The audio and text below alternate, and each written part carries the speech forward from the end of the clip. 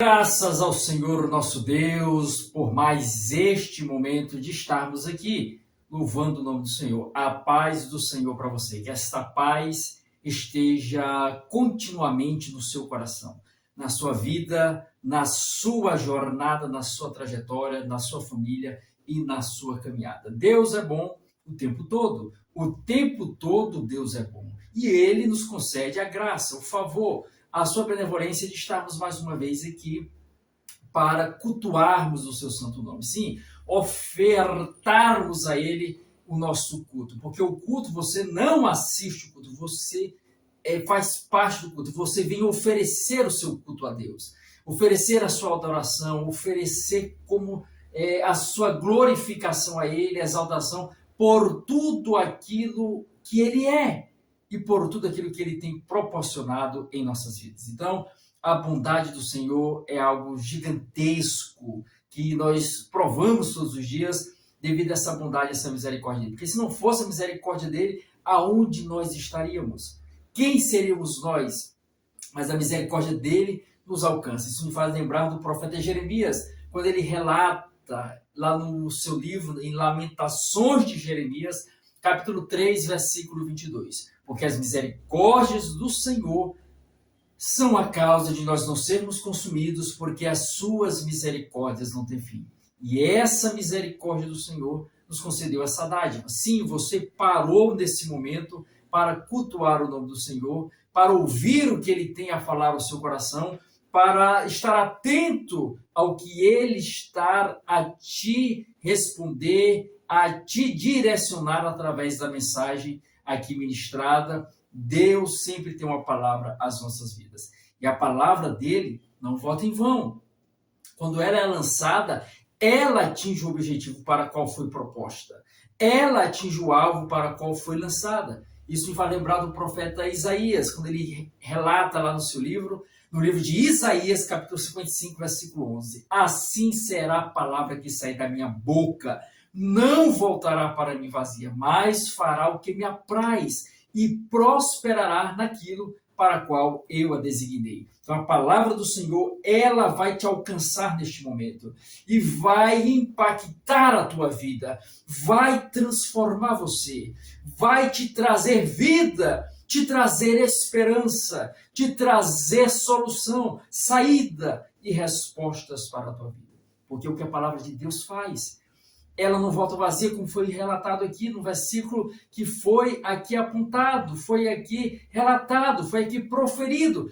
Ela não volta vazia. E você está neste momento ouvindo esta mensagem, é porque o Espírito Santo, o Espírito Santo de Deus direciona você até este canal, até este vídeo, até esta gravação, ou direciona essa gravação até você, para que você possa ouvir esta mensagem. E, ao ouvir essa mensagem, tomar uma decisão na sua vida. Fazer uma reflexão da tua jornada, da tua caminhada, da tua trajetória. Como você está se direcionando, como você está se comportando, como você está se conduzindo e a vontade do Senhor para a sua vida. Se você está seguindo, se você está obedecendo, se você está aí seguindo essa mensagem que pode e tem o poder de transformar. Essa é a mensagem do Senhor. E você é um privilegiado neste momento de parar para ouvir essa mensagem. Essa mensagem que tem força, tem poder e autoridade para mudar a tua vida. Mas só muda se você permitir. Só altera se você deixar. Só modifica se você abrir a sua vida, abrir seu coração, abrir o seu interior, abrir o seu viver para a mensagem entrar, para a palavra entrar na sua vida. E olha, deixa que a palavra faz todo o trabalho, porque ela é viva, ela é eficaz. É o que nos diz o escritor da carta aos Hebreus, lá em Hebreus, capítulo 4, versículo 12, ali no Novo Testamento. Carta aos Hebreus, capítulo 4, versículo 12. Porque a palavra de Deus é viva e eficaz, e mais cortante do que qualquer espada de 2 gumes, e penetra até o interior e faz separação entre alma e espírito, juntas e medulas, e é apta para discernir os pensamentos e intenções do coração. Olha o poder da palavra. Ela é viva, ela é eficaz. Não é uma letra morta, não. Ela é vida. E a cada dia que você ler a palavra, que você ouve a palavra, ela traz uma renovação para você.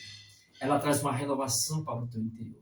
Ela traz uma renovação para a tua jornada, para a tua caminhada, para a tua existência. Então, sempre esteja com disposição para ouvir a mensagem do Senhor, porque ela tem o poder de mudar a tua vida e transformar o seu ser. Então, louvamos a Deus por mais esse momento gracioso que Ele nos concede, de estarmos aqui para falarmos acerca dEle e para mencionarmos acerca da sua vontade para as nossas vidas. Eu te convido a abrir as Sagradas Escrituras, abra aí as suas Sagradas Escrituras e vamos aqui fazer uma leitura de forma conjunta. Você vai acompanhar o trecho bíblico, isso é bom, isso é importante. Comece a folhear aí a sua palavra e vá lá para o Antigo Testamento. Antigo Testamento, o livro de Êxodo. É o segundo livro do Antigo Testamento e o segundo livro aí da forma como foi posto, foi colocado nessa ordem aí das Sagradas Escrituras. Então, vem Gênesis, em seguida vem o livro de Êxodo, capítulo 15 e o versículo de número 26. Êxodo 15, versículo 26, vamos ler apenas a parte final desse versículo para a nossa meditação neste momento. Então, quem encontrou, diga amém. Quem não encontrou, diga espere mais um pouco, irmão Marcos Leite.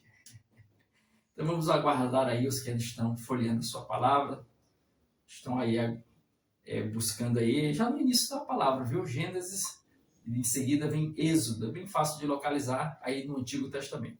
Então, comece a folhear, comece a observar e comece aí a direcionar o seu olhar para esse texto sagrado que iremos fazer menção. Então, todos encontraram? Vamos então nos colocar em pé, em reverência não ao homem, mas em reverência às Sagradas Escrituras, palavra de Deus. Então, se coloque em pé e vamos fazer menção do texto sagrado nesta oportunidade. Êxodo, capítulo 15, versículo 26, a parte B, a parte final do versículo que diz: porque eu sou o Senhor que te sara. Porque eu sou o Senhor que te sara. Porque eu sou o Senhor que te sara. Graças a Deus.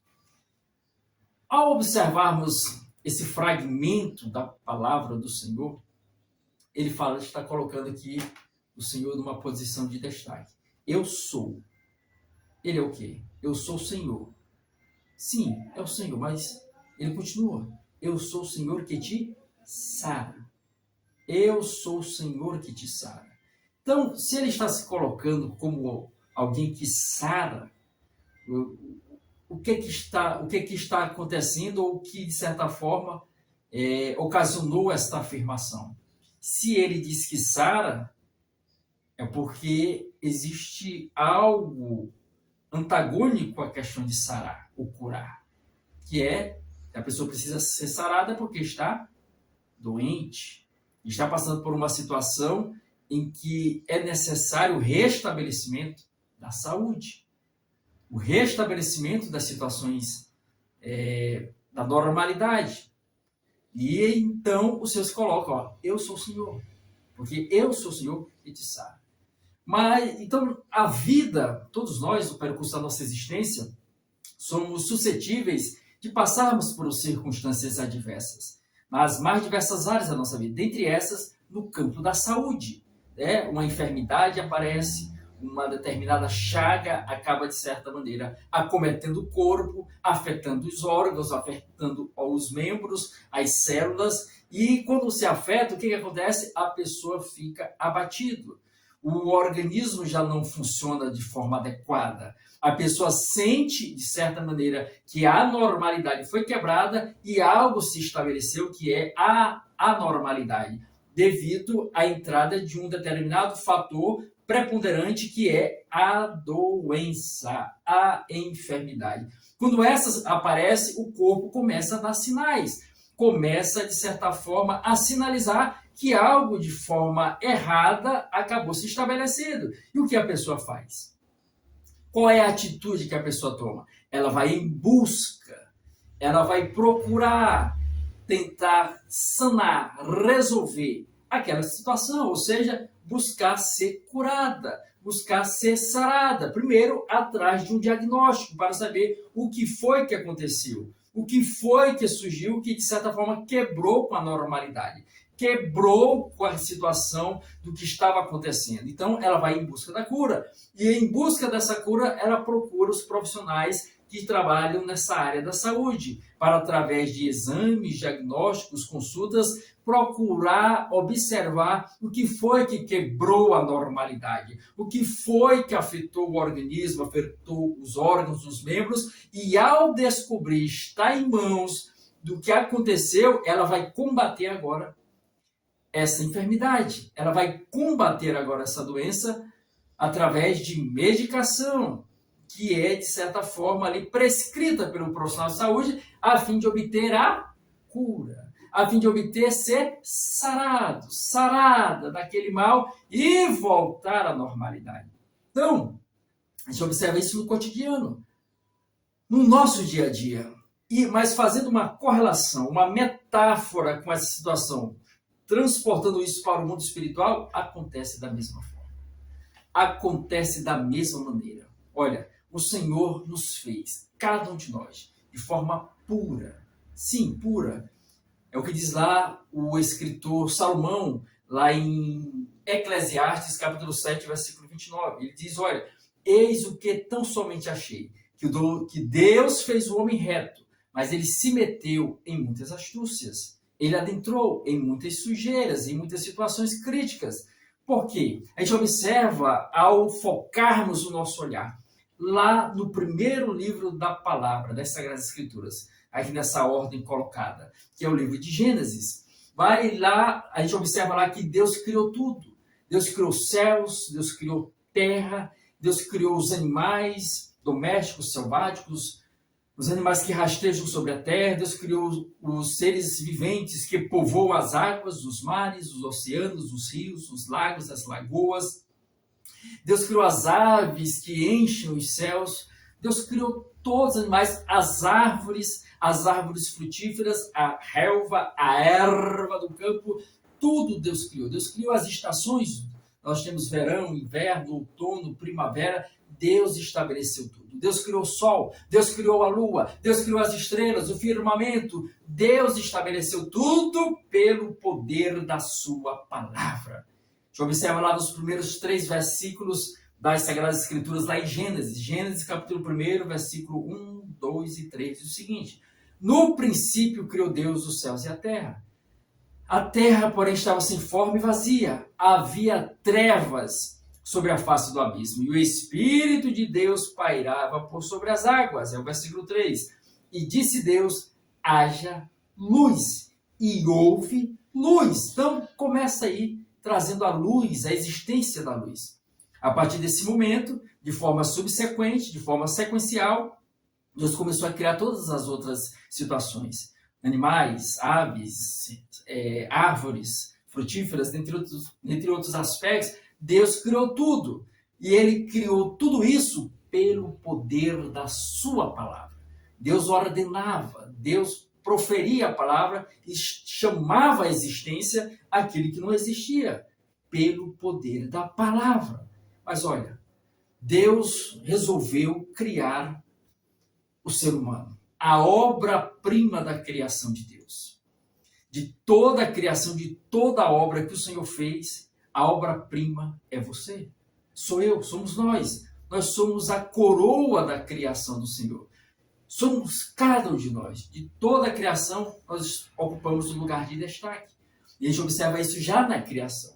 Porque quando Deus estabelece tudo pelo poder da palavra, chama a existência pelo poder da palavra, quando foi para criar o homem, Deus agiu de forma distinta. Deus agiu de forma diferente. Ele não disse, haja o ser humano. Apareça o ser humano, venha à tona o ser humano, surja o ser humano. Não, é diferente. Vai nos relatar o livro de Gênesis capítulo 2, versículo 7. Olha o que diz. Gênesis 2, verso 7. Então formou o Senhor Deus o homem do pó da terra e lhe soprou nas narinas o fôlego de vida, e o homem passou a ser alma vivente. Então, Deus faz essas duas naturezas, a terrena, a carnal, a concreta, que veio do pó. Então formou o Senhor Deus o homem do pó. Olha aí, Deus colocou a mão na massa. Podemos utilizar esse termo aqui. Literalmente. Ele não disse, haja o homem. Ele formou o homem do pó da terra. Pegou o barro, a argila e formou, modulou todo o boneco, corpo. Depois soprou a essência divina dentro do boneco. Então formou o Senhor Deus o homem do pó da terra. Ele soprou o fôlego de vida. E o homem passou a ser alma vivente. Então, existem essas duas naturezas. A natureza terrena, concreta, carnal, que veio do pó, e a natureza espiritual, transcendental, abstrata, que é a essência divina, que o Senhor soprou dentro do ser humano. E existem essas duas naturezas, cada uma puxando para um lado. A carne, o corpo, puxa para as coisas desta vida. Aqui é o habitat natural da carne. Ela veio do pó, então ela tende a buscar as coisas desta vida, deste mundo, deste plano terrestre da terra. Já o espírito, ele anseia, ele deseja, ele almeja o mundo espiritual, a presença divina, a presença do Criador, a presença do Senhor, da sua essência originária. Por isso Salomão vai dizer lá em Eclesiastes, capítulo 12, versículo 7, e o pó, depois que a natureza morre, diz, ó, e o pó volte à terra como era, e o espírito volte a Deus que o deu. Então, quando se finda o período aqui na terra, cada um segue um caminho distinto. O pó, a carne, volta novamente à terra, é sepultado. Mas o espírito não morre. Ele volta a Deus, que o deu. Né? E dependendo das escolhas e decisões que a pessoa tomou aqui na terra, aí vai se seguir ao se encontrar com Deus, permanecendo com ele ou então sendo lançado no inferno. Dependendo da escolha, da decisão que se tomou enquanto estava aqui na terra, no plano terrestre. Então, Deus formou o ser humano. Deus criou o ser humano e o plantou ali no Jardim do Éden. O Jardim do Éden era uma beleza inimaginável, composta das mais belas frutas. E o Senhor entregou aos cuidados do homem. Entregou aos cuidados do ser humano. Deus fez o homem, depois, logo em seguida, Deus fez a mulher, Adão e Eva foram ali estabelecidos no Jardim do Éden. Mas chegou um certo momento em que o ser humano se deixou levar, se influenciar pela influência, argumentação e conquista da força do mal. Porque, olha, o Senhor fala lá no livro de Gênesis, capítulo 2, versículos, se eu não me engano, 16 e 17, ou 17 e 18, que Deus fala para o homem, olha, de todas as árvores do jardim, você pode comer livremente. Mas a árvore do conhecimento do bem e do mal, dela você não pode comer. Porque no dia que dela você comer, você morrerá. Quer dizer, Deus colocou ali parâmetros, diretrizes, princípios, ordenanças, orientação, colocou limites para o homem. Olha, tudo aqui você pode desfrutar, olha aí, tudo. Mas esta árvore do conhecimento do bem e do mal, não toque nela. Porque no dia que você tocar, que você comer, você vai morrer. Mas o ser humano se deixou ser convencido pela força do mal. No capítulo 3 de Gênesis, chega a serpente e começa ali com as suas argumentações a confundir a cabeça do ser humano. Diz, olha, não foi assim que Deus disse? Não comerás de nenhuma árvore do jardim? Aí, em vez de cortar o elo ali com a serpente, deu-se vazão à conversa. Não era nem para ter diálogo, porque Deus já tinha estabelecido uma ordem. Só não coma dessa. Aí vem de forma astuta a serpente, diz, olha, Deus disse, não comerás de nenhuma fruta. Aí ser humano se deixou levar. Disse, não foi assim que Deus disse, não. Deus disse que nós podemos comer de todos, menos da árvore do conhecimento do bem e do mal. Aí deu trela, deu vazão, deu aí oportunidade para a serpente continuar a sua argumentação. Disse, não, ele proibiu vocês comerem, porque no dia que vocês comerem, vocês serão iguais a Deus. Olha aí, distorcendo. Né? Eles já eram iguais a Deus, semelhança, imagem e semelhança do Senhor. Mas a argumentação da serpente os persuadiu a quebrar ali a ordenança, a desobedecer o Senhor.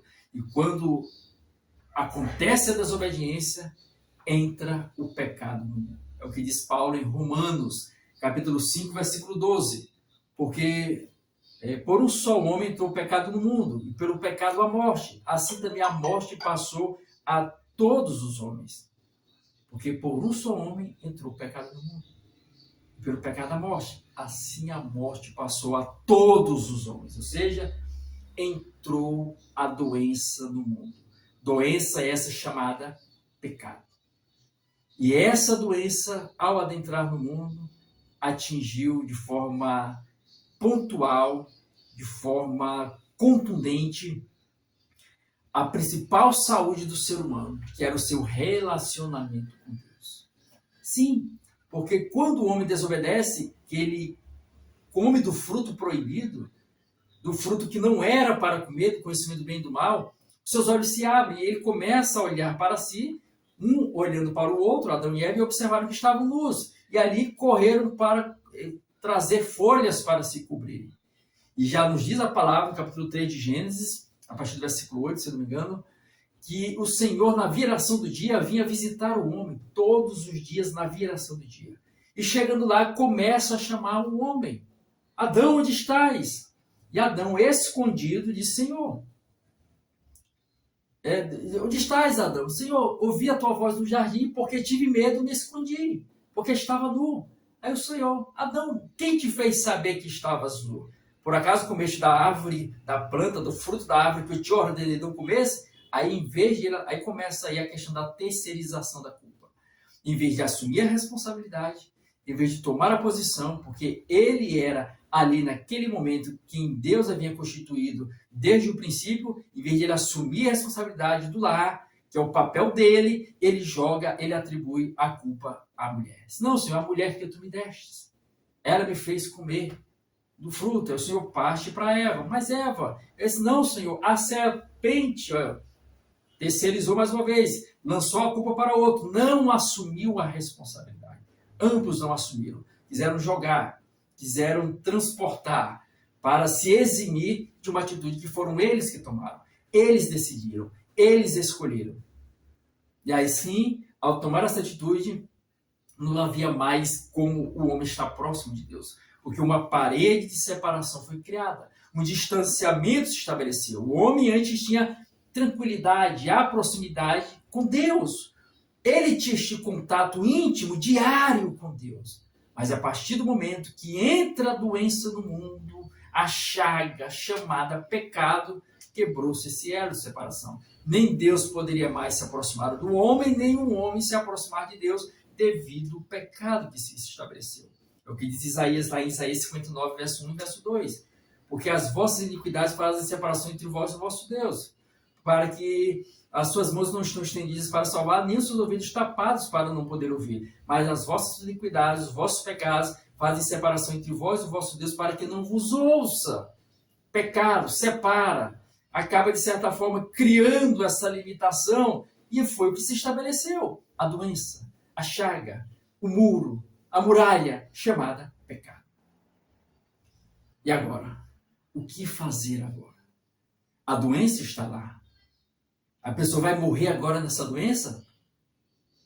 Agora, a consequência é essa, que Paulo diz lá em Romanos 3, verso 23. Porque todos pecaram e destituídos estão da glória de Deus. Se pecou agora, o destino é morrer. A chaga estava lá, ia corroer o ser humano, de forma a degenerar todo ele, a levá-lo até o destino final, que era o inferno. Mas o Senhor, na sua bondade, na sua misericórdia, na sua compaixão, na sua bondade, na sua benevolência, na sua benignidade, que foi o que ele fez? Ele, mesmo diante do erro do homem, mesmo diante da sua falha, mesmo diante da sua pecaminosidade, da sua desobediência, o Senhor permaneceu fiel. Mesmo o homem tendo sido infiel com ele, ele permaneceu fiel. Fazendo o quê? Criando o plano da salvação, estabelecendo o plano da salvação. Porque ele é a própria fidelidade. É o que nos diz Paulo em 1 Timóteo ou 2 Timóteo, capítulo 2, versículo 13. Ele diz o seguinte, pois ele continua fiel, o Senhor continua fiel, porque de maneira nenhuma pode negar a si mesmo. Ainda que nós sejamos infiéis, é assim que diz o versículo. 1 Timóteo 2, versículo 13. Se formos infiéis, ele permanece fiel, pois de maneira nenhuma pode negar a si mesmo. Deus é a própria fidelidade. E mesmo o homem sendo infiel, o Senhor o abraça, o levanta, o ergue e o perdoa. Foi o que aconteceu lá no jardim. Deus estabeleceu e ali colocou o plano da salvação. Foi lá e tratou com a serpente e disse, olha, e começou a dar sentença para cada um. O homem viveria do pó do suor do seu rosto. A mulher teria filhos por meio de dores. E a serpente iria rastejar sobre a terra e Deus levantaria alguém da semente da mulher que pisaria na cabeça da serpente e a serpente iria ferir seu calcanhar. Então, Deus lançaria a promessa de resgate, a promessa de cura. Deus lançou ali o remédio para combater a doença chamada pecado, para curar o homem da enfermidade chamada pecado, para restaurar o relacionamento do homem com Deus por meio de aniquilar a iniquidade, a chaga, a doença, o mal chamada pecado. E ali se estabeleceu. E passou-se os anos, passou-se os milênios, a cada geração aguardando a concretização dessa promessa. E a promessa chega. O remédio surge. O remédio aparece na existência. O remédio é Jesus. Sim, ele é o remédio que sara. É o que entramos aqui em Êxodo 15, verso 26. Porque eu sou o Senhor que te sara. É ele quem sara. É ele quem cura, é ele quem restaura, é ele quem perdoa. E essa condenação que o homem estava destinado a seguir ao inferno, devido a ter pecado, conforme eu citei em Romanos 3, 23, porque todos pecaram e destituídos estão da glória de Deus. Aí você pode dizer, mas não foi eu quem pequei, eu não estava lá, mas eu e você somos geração, somos descendentes de Adão e Eva, e acabou-se o pecado se alastrando por toda a humanidade, devido à escolha errada ali daquele primeiro casal. É o que diz, o homem já nasce em pecado. O homem já nasce na iniquidade. É o que diz o salmista no Salmo 51, versículo 5. Eu nasci na iniquidade. E em pecado me concebeu a minha mãe. Eu nasci na iniquidade e em pecado concebeu a minha mãe. Então, o homem já nasce no pecado, já nasce no erro, já nasce na transgressão, já nasce mergulhado nessa doença, nessa enfermidade, nessa chaga chamada pecado. Então, aí, qual é a consequência? É a morte. É o que Paulo diz lá em Romanos 6, verso 23 agora. Porque o salário do pecado é a morte. Mas agora entra o remédio. Ele continua. Porque o salário do pecado é a morte, mas o dom gratuito de Deus é a vida eterna em Cristo Jesus. O remédio surgiu, o remédio apareceu, a cura surgiu para curar você, restaurar você, libertar você, transformar você, te dar razão de viver. O remédio estará aí e o remédio é gratuito. Perdão. O remédio estará aí para curar da doença, da chaga, da enfermidade chamada pecado. Jesus é o remédio. Esse remédio foi doado. É gratuito. É o que diz lá, uma passagem muito conhecida, você deve conhecer. Evangelho de João, capítulo 3, versículo 16. Porque Deus amou o mundo de uma tal maneira que deu seu Filho unigênito, seu único Filho, para que todo aquele que nele crê não pereça, não morra, mas tenha a vida eterna. Ou seja, tenha a cura, tenha a saúde restabelecida. através do remédio chamado Jesus. Agora o remédio está aí, à sua disposição, de forma gratuita. Agora, assim como eu falei no início da mensagem, quando a pessoa primeiro tem que sentir que está doente, sente a doença, ela vai atrás da melhoria, da cura, procura um profissional de saúde, e assim se estabelece o remédio, e assim é curada. Da mesma forma o ser humano. Jesus não vai te impor nada. Ele não vai jogar de goela abaixo na tua vida, não. Você que tem que ir atrás dele. Porque o maior passo, a maior atitude, a maior grandeza ele já fez, que foi se sacrificar por nós. Agora, cabe ao ser humano ir atrás. Você não vai atrás de remédio quando você está enfermo, não vai atrás do profissional de saúde para ser curado. Da mesma forma, o ser humano no pecado, sofrendo essa chaga, essa doença chamada pecado, tem que reconhecer que é pecador, que está enfermo espiritualmente, que necessita de cura e ir atrás dessa cura, atrás desse remédio chamado Jesus. É a atitude que tem que se tomar. É o que diz o escritor Tiago lá no seu livro. No capítulo 4, versículo 8. Chegai-vos a Deus, e Ele se chegará a vós outros. Purificai as mãos, pecadores, e vós, de ânimo dobre, limpai o coração. Então ele diz, chegai-vos a Deus, e Ele se chegará a vós. Agora a atitude, a decisão, a escolha compete a você. É você que vai decidir, é você que vai tomar a decisão, a postura de ser curado, de ser perdoado, de ser restaurado, de ser transformado, de ser modificado, de ser libertado, de ser salvo na pessoa de Jesus. O remédio está à disposição, o remédio é gratuito, o remédio está aqui, se apresentando a você, e você tem que crer, tem que tomar atitude, tem que se decidir e deixar ele mudar o teu viver. O que você vai fazer? Hoje a mensagem está sendo aqui, mencionada a você. Cabe a você decidir e escolher deixar o remédio curar você. Hoje você está ouvindo essa palavra, mas vai chegar um tempo em que muitos correram atrás e não encontrarão a mensagem. É o que diz o escritor Isaías em Isaías 55, versículo 6. Buscai o Senhor enquanto se pode achar. Invocai-o enquanto ainda está perto. Então, você tem a oportunidade de ser curado, liberto, transformado hoje. Não é amanhã. O amanhã não nos pertence, é hoje. Você está ouvindo essa mensagem, você está ouvindo essa palavra. Jesus quer curar você, quer perdoar os teus pecados, quer transformar você, quer te dar a oportunidade de entrar nos céus. Mas você tem que decidir. E é hoje, não foi ontem nem amanhã. É hoje. É o que diz lá o escritor na carta aos Hebreus, capítulo 13, versículo 15. Se hoje ouvires a minha voz, não endureçais o vosso coração. É o que diz Paulo lá em 2 Coríntios, capítulo 6, versículo 2. Eu te ouvi no dia da oportunidade e te socorri no dia da salvação. Eis agora hoje o dia da salvação. Eis agora hoje o dia da oportunidade. É hoje, não é amanhã. É o que diz Salomão em Provérbios 27, verso 1. Não te glories do dia de amanhã, porque não sabes o que trará a luz. É hoje. Hoje Ele quer te curar, hoje Ele quer te sarar, hoje Ele quer te restaurar. E você tem que decidir caminhar com Ele hoje. Então você que deseja receber este remédio e a cura na sua vida, vem até aqui à frente. Vamos orar, vocês que estão aqui e você que está acompanhando na internet. Vem até aqui, vamos orar. Chega até aqui, vamos fazer a oração. Repita comigo, feche os olhos e diga, Senhor Jesus, eu te recebo como Senhor e Salvador da minha vida.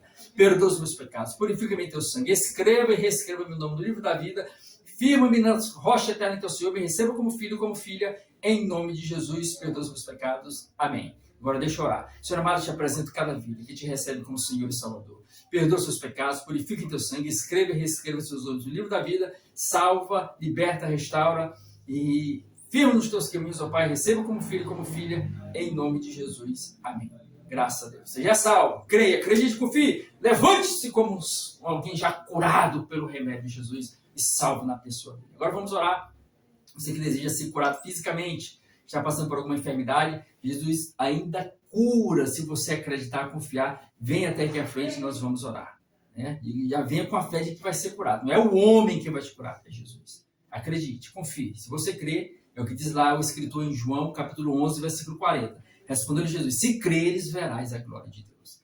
Lucas 1, verso 37. Porque para Deus não haverá impossíveis em todas as suas promessas. Então vem aqui na frente, vamos orar.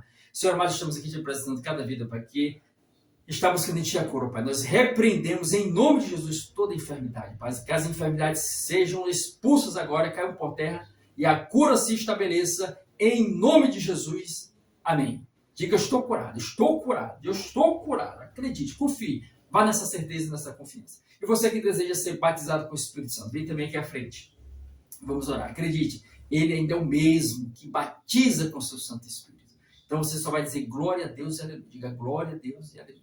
Glória a Deus e aleluia. E nós vamos orar agora. Senhor amado, estamos aqui, ó Pai, apresentando cada vida, Pai, que quer e deseja receber, ó Pai, o batismo com o Espírito Santo. Pai, vem batizar, que fale em novas línguas, em outras línguas agora, ó Pai. Na autoridade do nome de Jesus nós pedimos e clamamos e confiamos. E receba em nome de Jesus. Amém. Graças a Deus. Então, Deus abençoe a todos. Queremos louvar a Deus por mais essa oportunidade de estarmos aqui. Quero te convidar a nos acompanhar no canal Renovo da Alma, dar sua curtida, seu comentário, sua sugestão e te vejo no próximo culto, no próximo vídeo, na próxima palestra. Que Deus te abençoe em nome do Senhor Jesus. E vamos orar encerrando. Pai amado, abençoa cada vida e cada pessoa que aqui está. Que a tua graça, o teu amor, o teu refrigério esteja sobre cada um, sobre cada família, nos concedendo abundância de vida e saúde. É o que nós pedimos e pela fé te agradecemos em nome de Jesus. Então, Jesus te abençoe, você é uma bênção. Jesus é esperança para você. E lembre-se, Jesus voltará. Prepara-te.